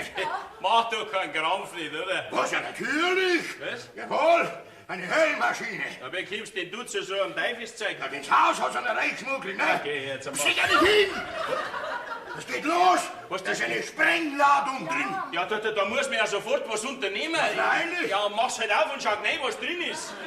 Freilich, ich weiß ja, was drin ist. du- Sprengstoff, Holzwolle. Und machst du auch. Was, ich? Ja, freilich. Ja, wer kommt denn nie dazu? Ich geh ja da gar nicht rein. Ja, ich verzieh mich wieder. Ja, du bleibst da, du. Nein, lass mich aus. hilfst Ich geh ja da gar nicht rein. Ja, du hilfst uns. Ja, was soll denn helfen? Entweder du machst das auf oder du warst, bis es reißt. Du, Papa, Was denn? Was denn? wenn du das ganz vorsichtig aufmachst, passiert vielleicht gar nichts. Es wäre doch eine Bombe entschärft, ohne dass es losging. Ja? Ja. Na gut, dann will ich mich halt opfern. Halte mir eine schöne Leichenrede. Und vergiss nicht, ich bin dein einziger Vater. Aber nicht mehr lang. Ja. Was? Okay. Noch ein einziges Wort. Na, ist er. Halt! Was ist denn? Lass mich zuerst in die Deckelung gehen. Ja. Runterstickig, dass ich auch Platz hab mit meinem Kopf. Aha, gell, jetzt hast du auch Angst. Was heißt da Angst? Angst habe ich nicht, aber ein bisschen Schiss, weißt du? Ja, an am Kopf bin ich so empfindlich. Außerdem klang's ja schon, wenn's einen Arm wegreißt, nicht? Ja, Freilich.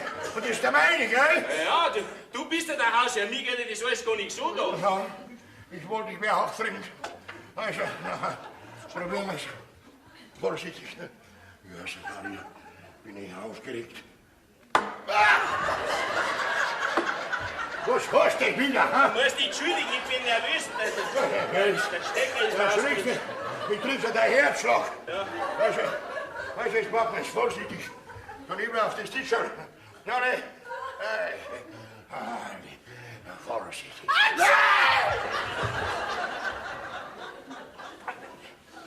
Das haut er am Kopf weg, gell? Ja, müssen. Ich stirb fast vor lauter Angst. Und die Niers dazu.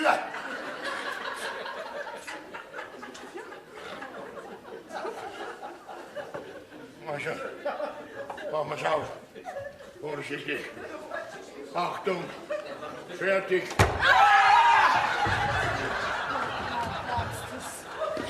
Eins war der schon. Ja, was? Sieh was. Ja, was? Sieh was. Hopp! Hey! Ui! Ui, schau mal, da schaut ja der Sprengstoff schon raus. Das ist kein Sprengstoff, das ist Holzwolle. Geht die auch los? Ja, wenn du den Gipskopie bringst, schon. So, das hätten wir wieder. Ja, was ist denn da herin los? Vorsicht, Vorsicht, Ja, Vorsicht. was machst denn du mit Das ist ein Sprengstoffpaket. Das reißt dich! Du spinnst ja! Was? Sag einmal, warum reißt man denn du das Backel auf? Ha? Das ist eine Höllenmaschine. Da geht doch kein so ein Blödsinn. Das ist doch mein Backel, die sie gerade der Tante Elli schicken wollte. Ja, Tante Elli? Ja, da ist doch ein Wecker drin für ihren Buben. Ein Wickler für den Ja, Wurm. Herrschaft, na reißt er mir das schöne Backel auf. Ach, der Hund mir nicht auf. Ah, wo ich so schiefen Back gehabt habe, jetzt kann ich alles wieder neu machen. Komm, Inge, geh mit und hilf mir. Nein, Anna? Ja, Du tragst das Backel gleich am Post unter, dass nicht wieder kaputt gemacht wird. ja. geht das jetzt nicht mehr los? Jetzt spinnst du auch noch. Ha? Gut, ich trag's ab, aber nur wenn du mir versprichst, dass du mir nichts reißt.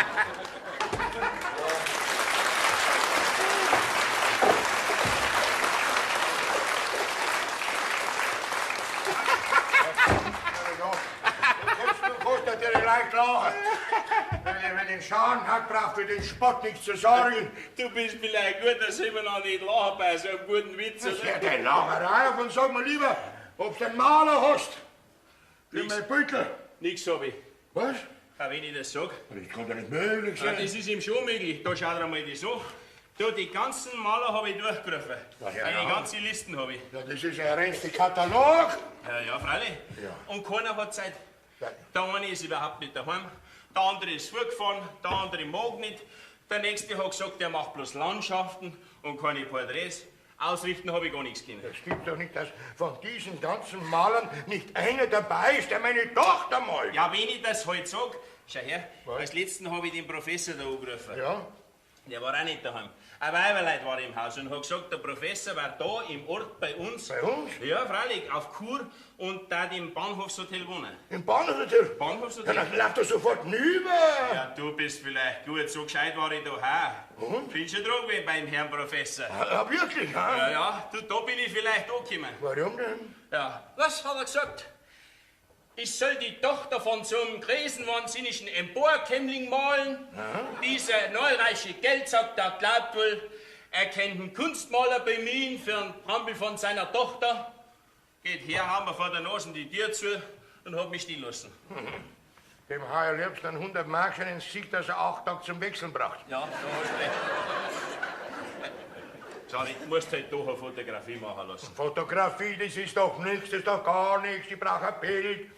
Ja, du hast recht. Ja, und wenn du es doch vielleicht mit dem Kunstmaler im Haus probierst? Nein, den mag ich nicht. Ja, hast du schon geredet mit ihm?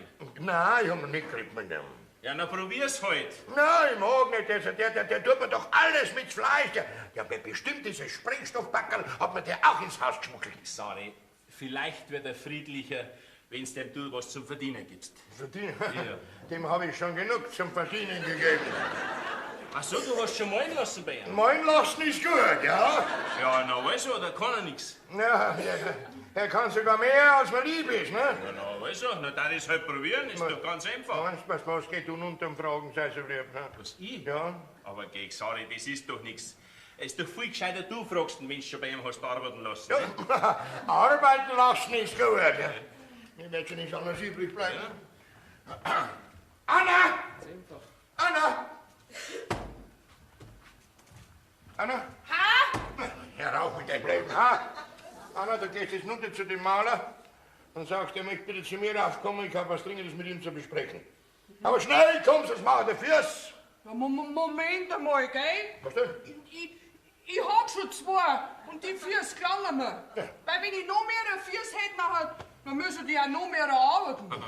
Aber einer gebe ich einen guten Rat. So, was denn?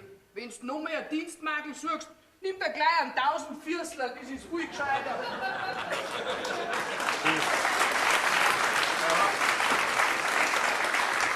Was sagst du denn so einem Dienstbolzen, Ja, ha? mei.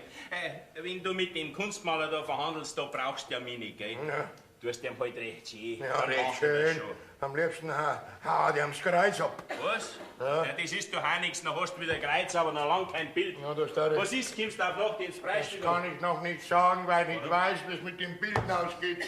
Ach so, ja, dann fertig, oder? Ja, für die Golden. Also, na. So im Pech, jetzt muss ich mit dem Maler, jetzt muss ich den noch schön tun. Na, das darf ja nicht wahr sein. Ja, herein, das ist es ja. Na, Sie haben Sehnsucht nach mir, Herr Schweinberger? Hier bin ich. Der grinst schon so unverschämt. Haben Sie vielleicht schon eine Höllenmaschine gefunden? Na? Sie haben doch sicher eine Haussuchung gehalten. Das waren bestimmt Sie mit dem Sprengstoffbacker, gell? Jawohl, das war meine Antwort auf das Moped. Ja, also gut. Reden wir nicht mehr drüber. Kann man mit Ihnen mal reden? Also mit mir immer. Ja? Also, was gibt's? Sie sind doch Maler, ne?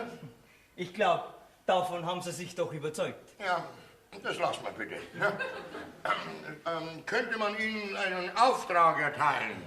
Ich meine, würden Sie ein Bild malen, auf Auftrag natürlich, zum Beispiel, sagen wir mal, meine Tochter. Ne? Meine Tochter wäre es doch bestimmt wert, gemalt zu werden. Ne? Sagen Sie mal, Herr Schweinberger, Ja? was veranlasst Sie zu dieser Großzügigkeit? Kunstbegeisterung ist es sicher nicht. Muss ich das sagen? Ja, nicht unbedingt. Ja? Ja, aber es wäre für den Maler ein Vorteil, wenn er weiß, wozu das Bild bestimmt ist. Ja. Im Interesse des Bildes natürlich. Da könnte er recht haben. Da könnte er recht haben, ja. Also nehmen Sie mal Platz, Danke. damit es ja nicht umhaut, was ich Ihnen jetzt sage. Also passen Sie mal auf. Meine Tochter wird Baronin. Eine was? Meine Tochter heiratet einen Baron. Alter Adel, alter Stammbaum, blaues Blut. Ja, ich verstehe. Aufs Blut verstehen Sie sich ja. Wie- Als Metzger meine ich. Was? Der soll anzüglich werden, gell? Also wie gesagt, und dieser Baron möchte gerne ein Bild von meiner Tochter und da hätte ich sie eben gebeten, ob sie das Bild nicht machen oder malen würden, ne? Ja, und der Maler soll ausgerechnet ich sein. Naja, ich zahle sie anständig jede Summe, was sie verlangen und ich möchte bitten, nehmen Sie die teuersten Farben, gell? Ich verstehe. Ja. Ja, wie Sie wünschen. Ich male mit den teuersten Farben Ja, auf der teuersten Leinwand. ja. Für den blaublütigen Baron das Porträt Ihrer jungreichen Fräulein Tochter. Ja. Kann ich mich darauf verlassen, auf Treu und Glauben, ne? Da lasse ich mir bestimmt was einfallen. Ja. Verlassen Sie sich drauf. So, das hätten wir wieder. Na. Wie man nur so engstirnig sein kann. Wirklich, eine Baronin, eine Frau Baronin. Das Mädel weiß überhaupt nicht, was auf sie zukommt, was das für ein Titel ist. Ein Titel, der uns gar nicht zukommt. Ach was, wenn man das Nötige besitzt, dann kommt einem alles zu. Aber das Dirndl, das ist ja so borniert. Aha, seid schon wieder bei dem leidigen Thema. Ja. Aber Papa, Was? ich heirate den orbekausten Baron nicht. Tu mir nicht widersprechen, das hält bloß auf. Ich verstehe den Vater nicht. Sonst ist jeder, der kein Geld und kein Haus hat, verächtlich. Und der, weil er ein Baron ist. Dem Schulden schon beim Dach ausschauen, der wäre ihm sogar als Schwiegersohn gut genug. Ja, sag einmal, merkst denn du nicht, dass sie die mit unserem Geldbus vom Konkurs retten wollen? Das können Sie doch. Wir haben's ja und du wirst Frau Baronin. Ja, da wäre ich schon was. Aber da ist alles Reden umsonst. Ich heirate den Baron nicht. Das werden wir noch schon sehen. Wo gehst du überhaupt hin? Ja, zum Baden bei dem Du Wetter. kannst du deine Füße daheim waschen, gell? Du bleibst da, weil der Maler kann jeden Augenblick kommen und du wirst gemalt. Dagegen das Malen habe ich ja nix. Aber der degenerierte Baron kriegt das Bild nicht. Ja, was meinst du, für was ich die malen lasse? Ich lass mich mal nicht, du. Ja, und wer zahlt denn? Es schafft da ja kein Mensch. Hey, Na, einmal, hey. der Maler, der möchte jetzt... Wünscht aufzuwarten. Na, malen möchte. Ja. Also, wir lassen malen. Wir lassen bitten. Gut. Farid, Wir lassen malen. Danke. Grüß Gott allerseits. ja, guten Tag. Frau Schweinberger, meine Beehrung. Ja, Fräulein Inge. ja, So. ja.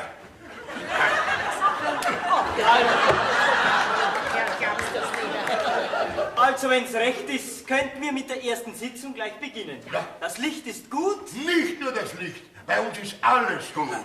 Dann, da steht meine Tochter, fangen Sie an zu malen, bitte, gell? Ich bin schon da. Ja, also ein Mädel wie Fräulein Inge würde ich auch ohne Geld malen. Ja, das kann ja nicht so passen. Nein, nächster ein Mann wie ich, der was hat, der lässt sich nicht schenken und gar nicht von jemandem, der nichts hat. Aber Herr Schweinberger, es muss doch arme Schlucker auch geben. Sonst würden ja Großkapitalisten wie Sie gar nicht auffallen. Ja? Sie lieben ihr Geld und ich meine Kunst. Ja, aber mein Geld ist mir lieber. Ja. Außerdem bekommt meine Tochter mal eine Aussteuer wie eine Fürstin. So, ja, ja. Ja. Wenn sie diesen Baron heiratet. Ja, ja. Und sie könnte diesen Baron gar nicht heiraten, wenn ich's da nicht hätte. Ne? Ja, wenn da genügend da ist, Ja. braucht er da oben nicht mehr viel sein. So, was? Der sie wieder anzügig werden, gell? Und Fräulein Inge, mag sie diesen Baron? Was heißt mag? Was ich mag, mag auch meine Tochter. Sonst wäre ich betzig. Also mit der Reederei wird kein Bild entstehen. Sehr richtig. Also fangen wir zum Malen an, gell? Recht, dann fangen wir an. Ja. Herr Schweinberger. Ja, bitte? Ich wäre Ihnen dankbar, wenn Sie uns allein lassen würden. Ja, da. Was? Ah, der ist gut, der schmeißt mir aus eigener Bude raus, ha? Ja, freilich, das muss man doch einsehen. So. Bei so einer Arbeit muss man ungestört sein, ne? Ja. Wenn das Bild was werden soll. Genau. Gaffel, komm. Ja, gut, ja, ja. Ja. Es ist im Interesse des Bildes, Herr Schweinberger. Ja. Also, darf ich bitten?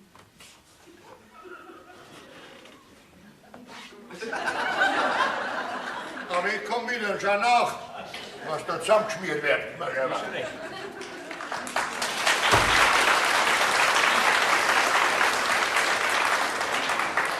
So, Inge, dann fangen wir an. Mit oder ohne Bademantel? Also, wenn du mich schon fragst, dann wären wir natürlich lieber ohne. Gut. Wow.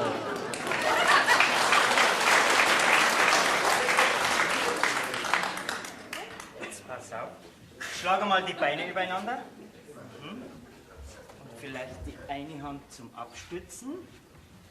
Und die andere nehmen wir in die Hüfte. So ist gut. Soll das Bild schön werden? Wenn's geht. Ja, das kommt darauf an. Wenn nämlich das Bild der blöde Baron kriegt, dann male ich dich als Hexe. Außer du behältst es. Dann wird's so schön, dass du deine helle Freude dran hast. Der Baron kriegt es nicht. Dann ist recht. Aber im Kopf müssen wir noch was machen. Mach mal die Augen zu. Ja, mach sie mal zu. Den Kopf ein bisschen höher. So ist gut. Na, was tust du denn? Du sollst doch malen und nicht busseln. Ja, ich weiß. Du, aber eine so wunderbare Gelegenheit haben uns doch beide nicht träumen lassen. Mein Vater, wenn wüsste, dass wir uns gern haben. Hätte er mir den Auftrag gar nicht gegeben. Ja, du, mir darf uns aber nicht verraten, sonst ist aus mit der Herrlichkeit. Jetzt komm, tu halt was. Der Vater möchte doch was sehen, wenn er kommt. Ja, ich weiß.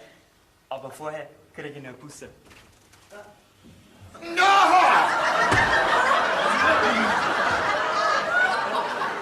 Nicht auf der Schlag! Na, sagen Sie mir, wie kommen Sie dazu, meine Tochter hier abzuschlecken, ha? Und Sie, dieses charakterlose Weibsbild, lasst es noch gefallen, ha? Ha? So eine Unverschämtheit! Schaust du sofort hinauskommen? Wollen Sie jetzt das Bild selber malen, Herr Schweinberger? Das geht in der Trigo. Verschwinden's, aber schnell. Gut, ich gehe. Bis zum nächsten Mal. Meine Verehrung. Was? Ah! Sag mal, wo nimmt denn dieser Kerl die Schneid her? Ha? Wenn er kein Schneid hätte, kann er niemals mein Mann werden. Oder glaubst du, ich möchte einen Waschlappen? Ja, du wirst ja nicht glauben, dass ich den Schwiegervater mache von dem da. Ja. Das Pater Sebastian, diesen Hunger leider. Was hat er denn schon, ne? Der Hunger schaut ihm aus die Augen raus. Du heiratst den Baron aus. So, das hätten wir wieder. Was? Ja. No, ist die Sitzung schon aus? Ja. Ach, das ist aber schnell gegangen. Jawohl, sehr schnell sogar. Ja, warum? Weil ich den Mann rausgeschmissen hab. Oh Gott sei Dank. Ja, stell dir vor, ich komm da rein, der busselt meine Tochter ab, ne? Ja, Und- aber warst heute nicht einer, Kummer? Bist ja selber schuld. Und sie lasst es noch gefallen, ha? Was sagst du jetzt da? Das habe ich schon lange gemerkt, dass sich da was anspinnt. Was? Er ist aber auch wirklich ein sehr netter Mensch, der Herr Maler. Safa, Ja. in den könnte ich mich auch noch verlieben. Was?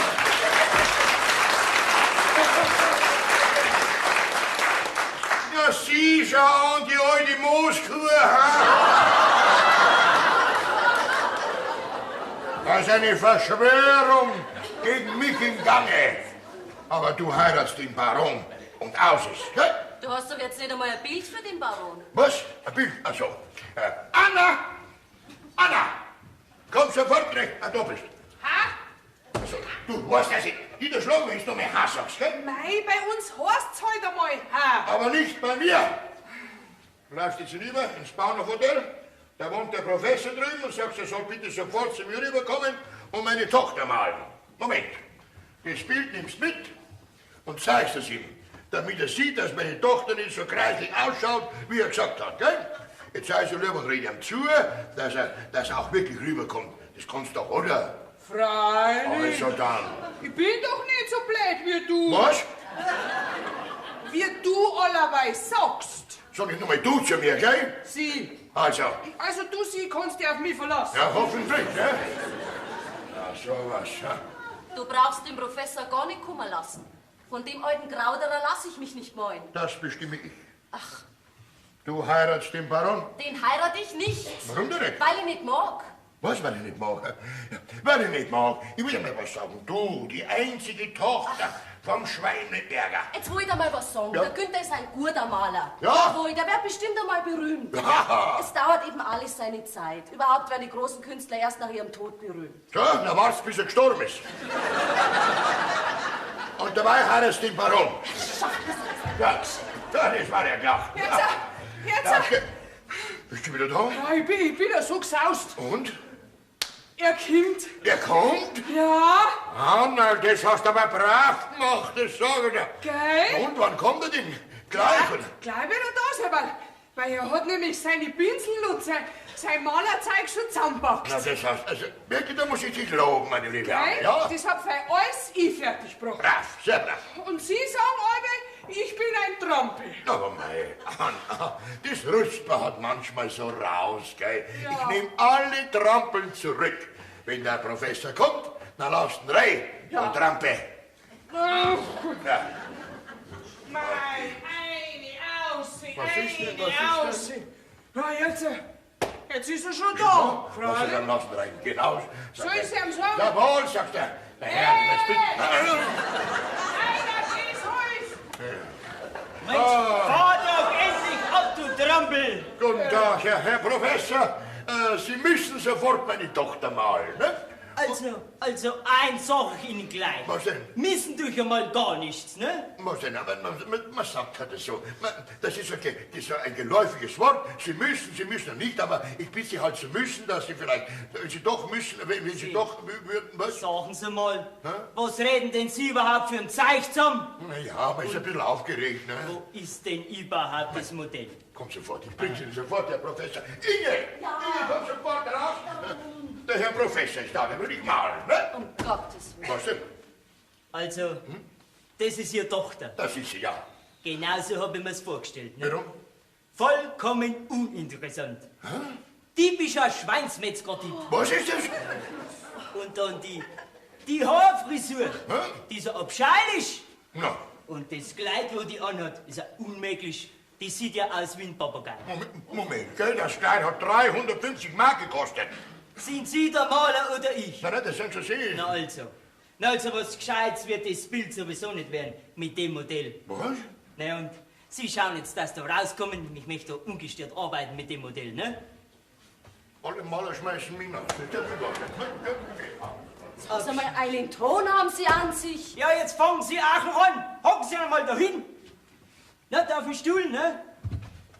Also unmöglich, wie die aussieht. Und das soll ein Bild werden. Naja, fangen wir an. Machen Sie mal die Augen zu. Den Kopf ein bisschen hoch. So näher drehen. Ja, so wird's passen. Na, sagen Sie mal, was bilden Sie sich überhaupt? Sitzen bleiben und stillhalten. Ja, Moment. Das ist ja... Der Günther. Also, was? Ja, Günther. Ich hätte jetzt nicht kennt. Und der Vater ist... Wieder einmal der Hereingefallene. Sag mal, wer bist denn auf die Idee gekommen? Ganz einfach. Du, der Professor war mein Lehrer an der Akademie. Ein hervorragender Künstler. Ja, und weil ich ihn so gut kenne, habe ich ihn für heute parodiert. Also, was?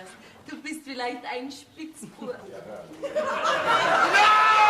das darf ja nicht wahr sein.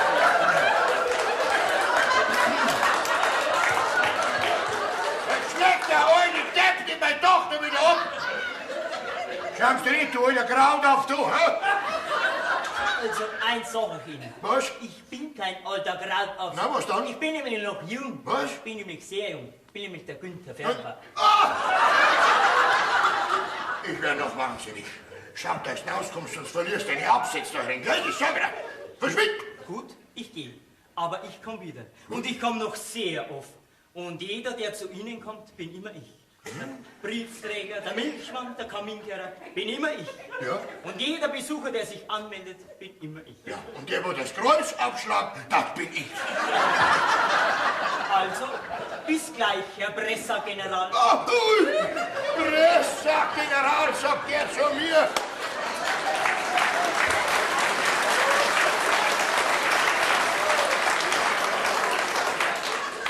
Und du machst damit die einzige Tochter von Xaver Schweinberger.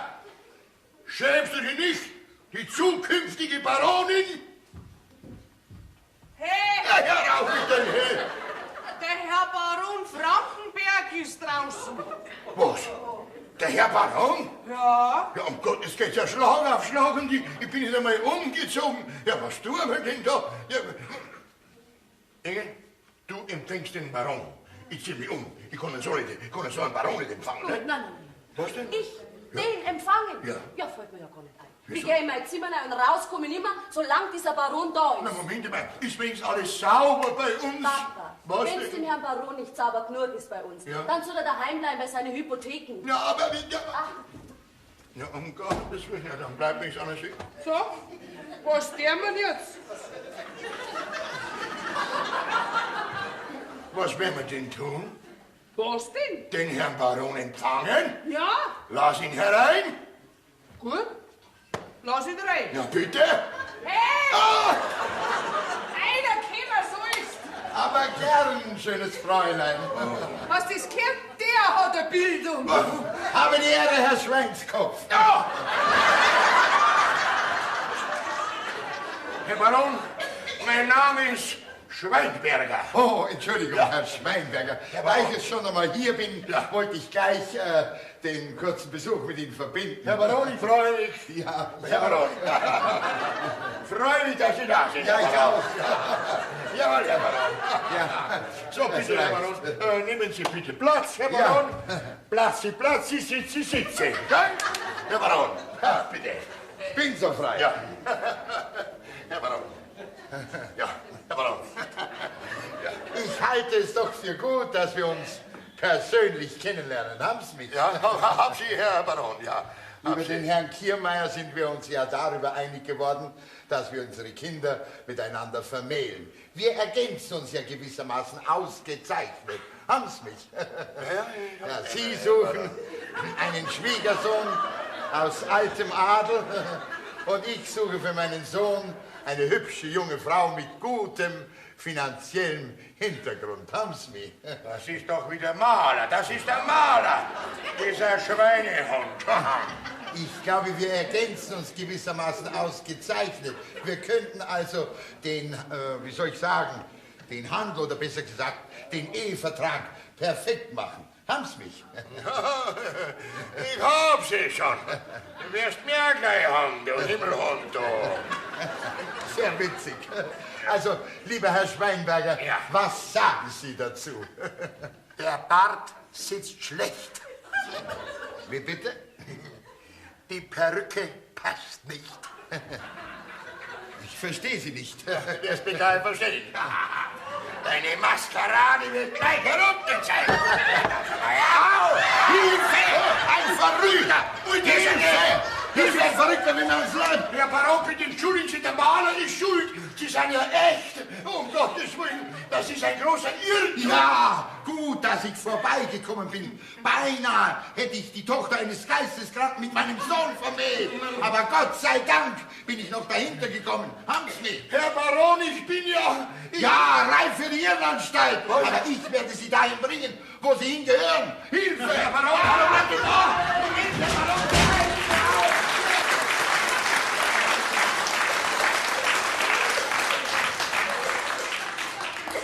Jetzt ist ihm ein Stirn auch noch umgefallen. Schon wieder eine Dynastie gestürzt. Und wer ist schuld? Der Maler. Na, das darf nicht wahr sein. Vorbei ist mit der Baronin, mit dem blauen Blut, mein Ansehen, meine Hoffnung. Oh, oh, oh. Ja, herein. Oh. Grüß Gott, ein Einschreibbrief für Fräulein Ingeborg-Schweinberger. Na, bringen Sie ja herein, die sind in Ihrem Zimmer. Ich bin ja kein Briefträger, das sind ja Sie, ne? Ist schon recht. Oh. Na. Ja, was kommt denn noch alles auf mich zu? Kaminkehrer morgen früh. Kaminkehrer, ja. Der Maler. Kaminkehrer. Ihr hämischer Kaminkehrer. Jetzt bist du dran, mein Lieber.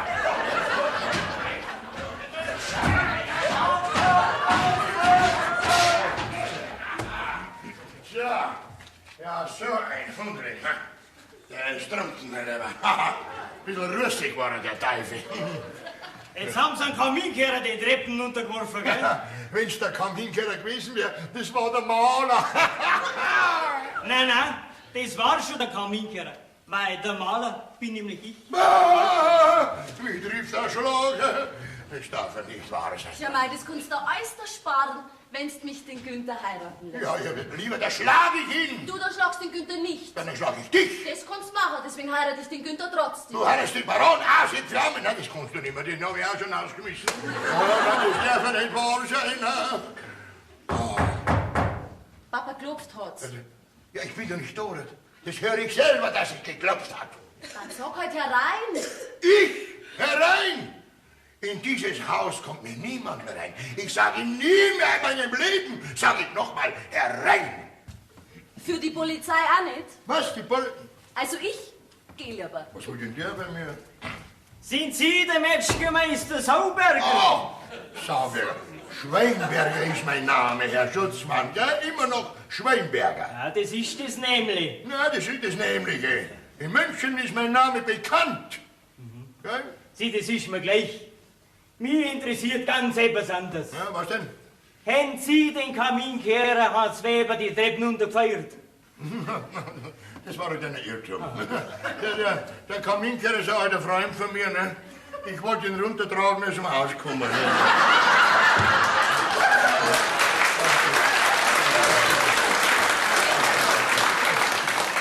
Also das glaubt Ihnen kein Mensch, Herr Sauberger. Na ja, jetzt ist einmal passiert. Ich meine, sagen Sie mal, Herr Schutzmann, können Sie mir nicht helfen? Können Sie mir einen Rat geben? Ne? Was soll ich jetzt tun? Sie könnten mir doch behilflich sein in der ganzen Also, Herr Angelegenheit. Sauberger, der Mann, der war im Dienst, der hat ein Loch im Kopf. Na, da kleben wir einen Tausender drauf, dann ist doch alles vorbei. Also mit Geld ist da nichts abzumachen. Das ist schwere Körperverletzung im Amt. So? Da müssen Sie sitzen. Das kann man gerade noch ab. Ja, Sie werden sich wundern, wie Sie sitzen müssen. Na, heran. Ja, da gibt's nur eins. Ja? Ja, wenn Sie den Kaminkehrer zureden, der soll die Anzeige zurückziehen. Der hat jetzt die Anzeige zurückziehen. Könnten Sie mir da behilflich sein? Es soll Ihr Schaden nicht sein, Herr. Nein, keine Bestechung, gell? Hm? Keine Beamtenbestechung. Das ist auch strafbar. Ja, sitze, ich weiß schon. Ja.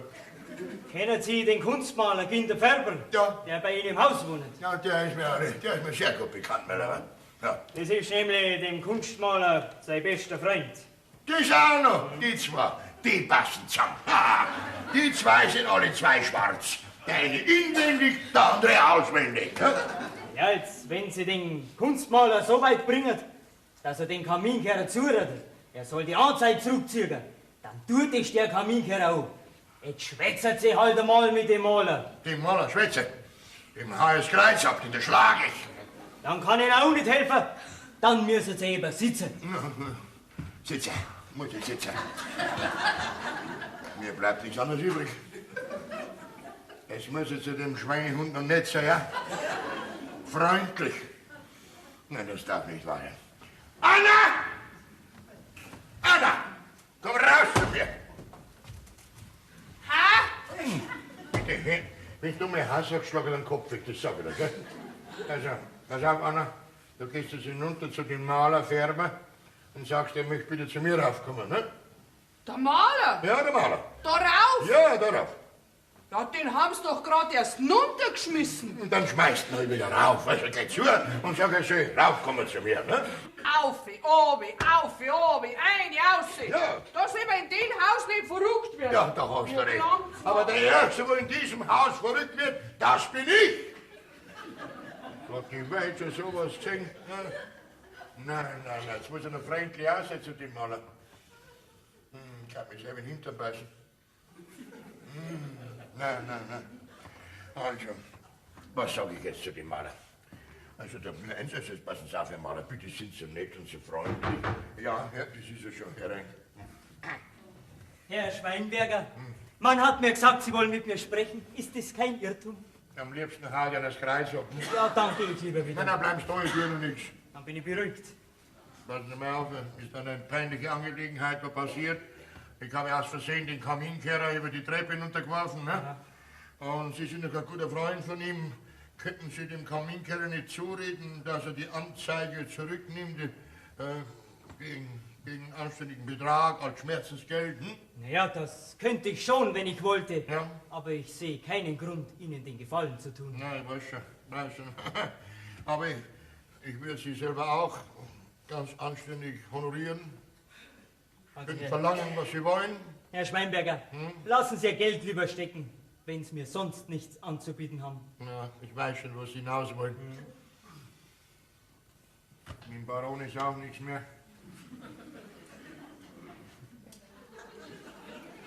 Besser wie gar keiner. Also passen Sie mal auf, also ich mache Ihnen jetzt einen Vorschlag. Wenn Sie das zustande bringen, dass der Kaminkehrer die Anzeige gegen mich zurücknimmt, dann kriegen Sie die Hand von meiner Tochter. Ist es Ihr Ernst? Habe ich schon mal einen Spaß gemacht.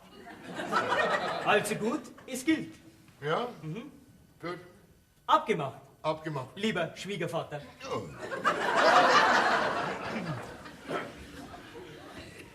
Inge, Ja, Papa. komm raus bitte. Da, nimm ihn den Malerpatzer. Papa, da muss ich da puzzeln. Gib's ihm. Der hat's notwendiger. Ja. So, das hätten wir wieder.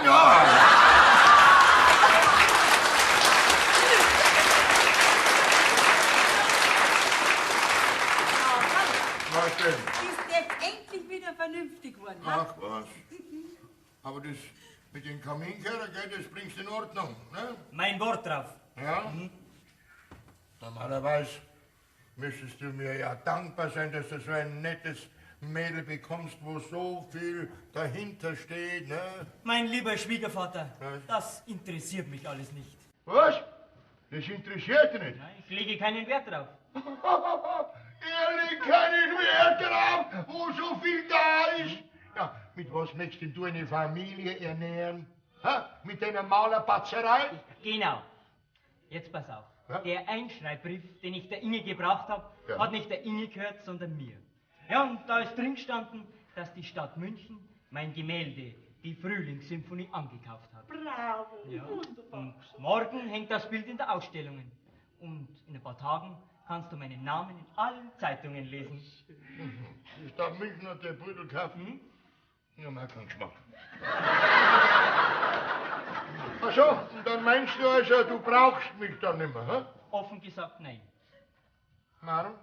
Du hast einen ganz Armen, der froh ist, wenn er so viel Geld und so viel Sache kriegt.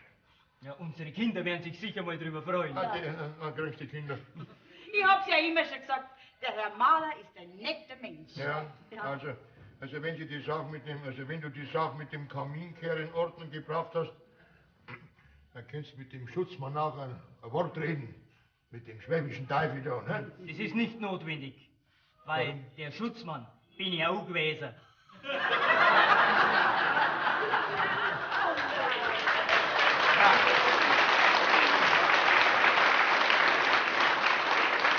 Das ist doch ein hundsgemeiner Bazi, ha? Aber der passt ganz genau hinein in die Familie Schweinberger. Heidi, was sagst du? So, das hätten wir wieder.